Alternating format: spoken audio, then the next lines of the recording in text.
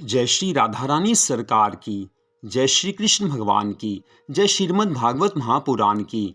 जय सद्गुरुदेव श्री बंसी वाले महाराज की। श्रीमद् भागवत महापुराण के 10वें स्कंध के अध्याय 76 और 77 की कथा आज हम आपको सुनाने जा रहे हैं। इन अध्यायों के नाम हैं शाल्व का द्वारिकापुरी पर आक्रमण और भगवान श्री कृष्ण जी का द्वारिका में आकर शाल्व को मारना।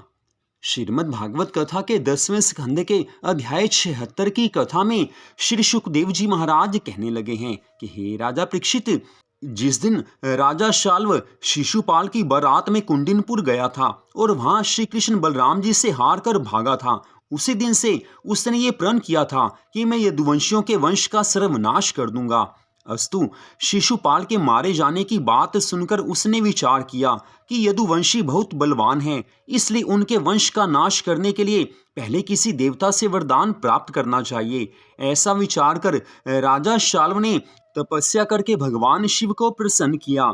भगवान शिव ने दर्शन दिए। उस समय राजा शाल्व ने भगवान शिव शंकर जी महाराज को दंडवत करते हुए कहा कि हे भगवान, आप मुझे आकाश में उड़ने वाला एक ऐसा विमान दीजिए जिसके ऊपर किसी भी अस्त्र शस्त्र का प्रयोग ना हो सके, इच्छा अनुसार उड़ाकर वो विमान कहीं भी पहुंच सके, ऐसा वरदान दीजिए। जब भगवान शिवजी ने मैं दानव को ये आज्ञा दी तो उसने तुरंत ही एक अष्ट धातु का बड़ा विशाल विमान अपनी राक्षसी माया द्वारा तैयार कर दिया। तब राजा शाल्व अपने योद्धाओं और सैनिकों को शस्त्रों से सुसज्जित कर उस विमान पर सबको चढ़ाकर द्वारिकापुरी को चल दिया। उन दिनों भगवान श्री कृष्ण जी प्रद्युम्न आदि को यज्ञ संपन्न होने के बाद द्वारिका को भेजकर स्वयं धर्मराज युधिष्ठिर के स्नेह के कारण बलराम जी सहित इंद्रप्रस्थ में रह रहे थे। जब उनकी अनुपस्थिति में राजा शाल्व ने द्वारिकापुरी में आकर पुरी को चारों तरफ से घेर लिया और वहां के वृक्षों को जड़ से उखाड़कर गिराने लगा और अपनी माया द्वारा आंधी चलाकर आग तथा पत्थर बरसाने लगा। उस समय द्वारिका वासियों ने घबराकर राजा उग्रसेन से सारा हाल कहा है। तब उग्रसेन ने प्रद्युम्न और शाम को बुलाकर ये आज्ञा दी कि श्री कृष्ण बलराम की अनुपस्थिति में राजा शाल्व हम लोगों को सताने आया है, अतः तुम दोनों भाई हमारे सैनिकों को साथ ले जाकर उसे पराजित कर दो। ये आज्ञा सुनते ही प्रद्युम्न जी ने द्वारिका वासियों को धीरज बंधाया और शाम, सात्यकी, कृतवर्मा आदि सब योद्धाओं के सहित बहुत से सैनिकों को अपने साथ लेकर रणभूमि में आ गए हैं। उस समय राजा शाल्व ने प्रद्युम्न जी को आया देखकर ऐसे बाण छोड़े कि चारों ओर अंधकार हो गया। उस समय प्रद्युम्न ने जैसे ही अपना प्रकाश रूपी बाण चलाया तो तुरंत ही सारा अंधकार नष्ट हो गया और ऐसा प्रकाश हुआ जैसा सूर्य उदय होने से कोहरे का अंधकार नष्ट हो जाता है। तत्पश्चात जब शाल्व का रथ निकट आया तो प्रद्युम्न जी ने एक बाण से उसकी पताका को नष्ट करके दूसरे बाण से उसके सारथी को नष्ट किया है और तीसरे बाण से रथ के सब घोड़ों को मार गिराया और अन्य योद्धाओं ने उसके बहुत से सैनिकों को अपने बाणों से विदीर्ण कर दिया। जब राजा शाल्व ने सबकी ऐसी वीरता देखी तो प्रद्युम्न के आगे युद्ध करने की शक्ति ना देखकर मायामय युद्ध करना आरंभ किया है। वह कभी विशाल रूप रखकर आगे युद्ध करने लगता और कभी बहुत छोटा रूप बनाकर आकाश से आग और पत्थर बरसाने लगता था। इधर तो शाल्व अपने मायामय युद्ध से यदुवंशियों को दुख दे रहा था और उधर उसका मंत्री देवमान प्रद्युम्न पर बाण वर्षा करने लगा। उस समय काम रूप प्रद्युम्न ने अपने बाणों से उसके बाणों को काटकर एक बाण उसमें ऐसा मारा कि देवमान अचेत हो गया। जब थोड़ी देर में देवमान का चित्त ठिकाने हुआ तब उसने क्रोधित होकर एक ऐसी गदा प्रद्युम्न के सिर पर मारी कि मूर्छा खाकर रथ पर प्रद्युम्न गिर पड़े। तब देवमान चिल्लाकर कहने लगा कि मैंने प्रद्युम्न को मार डाला। यह वचन सुनकर सब यदुवंशी घबरा गए और धर्मपति रथवान पुत्र दारुक सारथी ने कृष्ण कुमार प्रद्युम्न को अचेत देखा। तब वह उनका रथ रणभूमि में से अलग ले गया। जब थोड़ी देर के पश्चात प्रद्युम्न की मूर्छा हटी तब उन्होंने अपना रथ रणभूमि में न देखकर बड़े क्रोध में भरकर अपने सारथी से कहा कि तूने ये बड़ा अनुचित किया जो मुझे युद्ध भूमि से अलग ले आया। हे धर्मपति, क्या तूने मुझे कभी युद्ध से भागते देखा था, जो आज तूने रणभूमि से लौटकर मेरे लिए वृथा ही मुझे कलंकित कर दिया।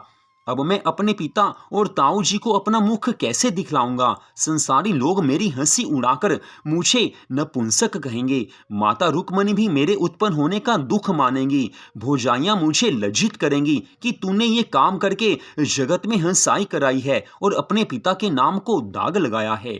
जब धर्मपति ने प्रद्युम्न की ऐसी बातें सुनी तो रथ से उतरकर हाथ जोड़कर विनय की है कि हे दीन बंधु, आपसे राजनीति का कुछ हाल छिपा नहीं है। मेरे गुरु ने ऐसा बताया है कि जब महारथी लड़ते समय अचेत हो जाए तब उसके सारथी को चाहिए कि उसका रथ रणभूमि से अलग करके ले जाकर खड़ा रखे। सारथी घायल हो जाए तो महारथी को उसकी रक्षा करना उचित है। इसलिए जब आप गदा लगने से अचेत हो गए थे तो मैंने आपका रथ रणभूमि से अलग ले जाकर खड़ा कर दिया था। हे भगवान, दौड़ाते समय मेरा रथ पीछे रहकर उसका रस्सी या पहिया टूट जाता तो मैं दोषी होता, लेकिन यहाँ मेरा कोई दोष नहीं है। बिना अपराध अपने सेवक पर आपको क्रोध नहीं करना चाहिए। आप विश्राम कर चुके, अब चलकर संग्राम कीजिए।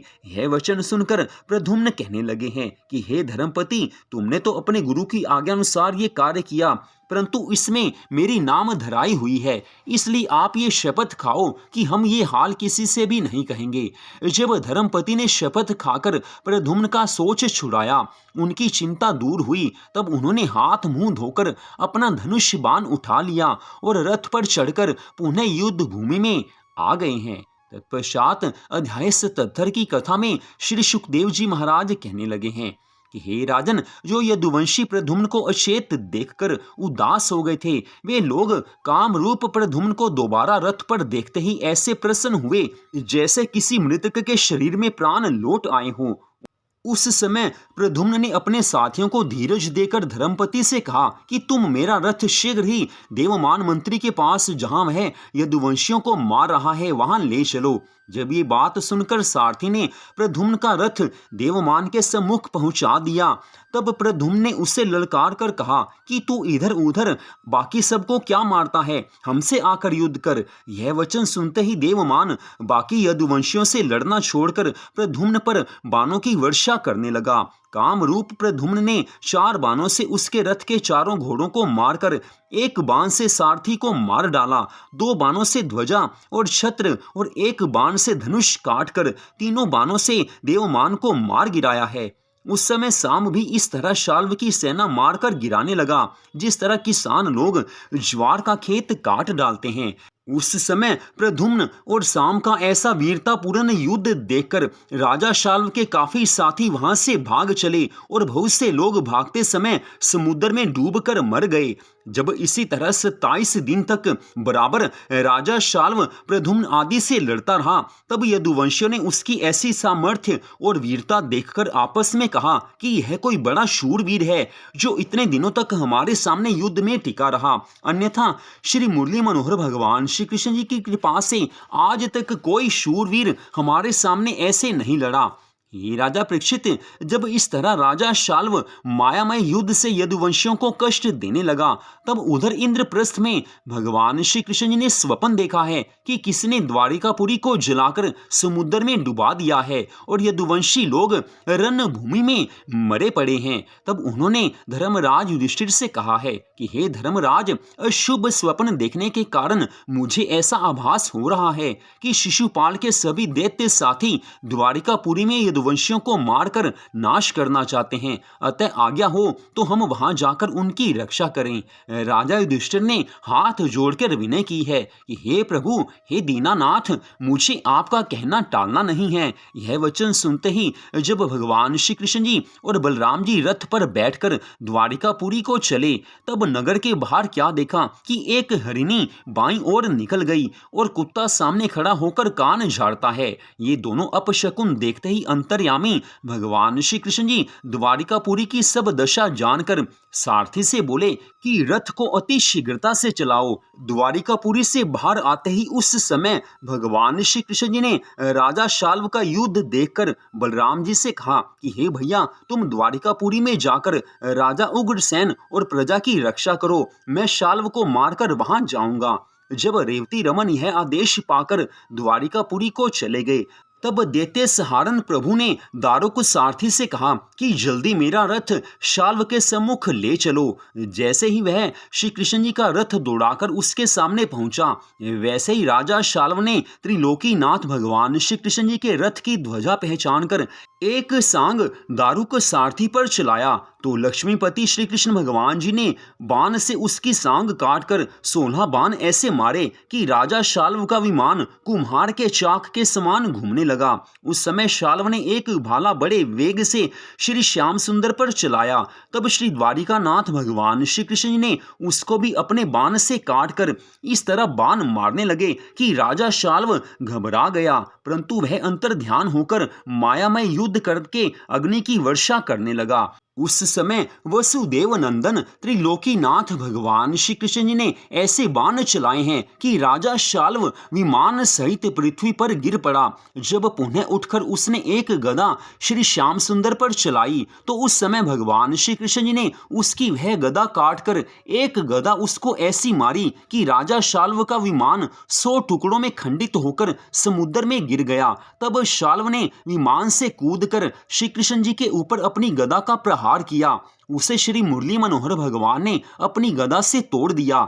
इस प्रकार कुछ देर तक गदा युद्ध करने के बाद श्री मुरली मनोहर भगवान श्री कृष्ण जी ने अपने बाण द्वारा राजा शाल्व की उस भुजा को गिराया जिसमें वह गदा पकड़े हुए था। इसके पश्चात आज भगवान श्री श्याम सुंदर जी ने सुदर्शन चक्र से आज राजा शाल्व का मस्तक काट गिराया है। उस समय सब देवताओं ने जय जयकार करते हुए श्री कृष्णचंद्र जी के ऊपर आकाश से पुष्पों की वर्षा की है और सब यदुवंशियों को उस समय अत्यंत आनंद प्राप्त हुआ है। सब मिलकर भगवान की जय जयकार करने लगे हैं।